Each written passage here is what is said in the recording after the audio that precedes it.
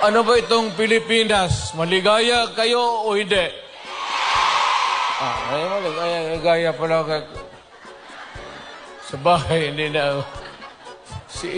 Yung Inday na. Yun ang maldita. Di ba sinabi ko sa inyo, sino yung mga matatanda dito, nanay? Di ba sinabi ko sa inyo, maliit pa yan si Inday? Sinabi ko na sa inyo, maldita yan, bantay kayo. So, nakita nila nagbugbog ng pulis.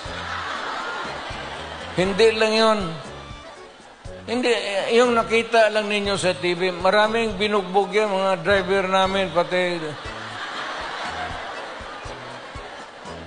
buang talaga yan si Inday.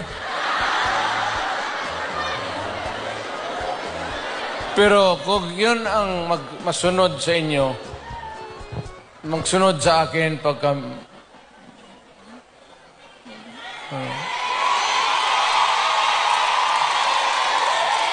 Maswerte kayo kung yan ang magsunod sa akin. Kasi malapit na tayo talaga sa gira. Mamili kayo ng kalaban.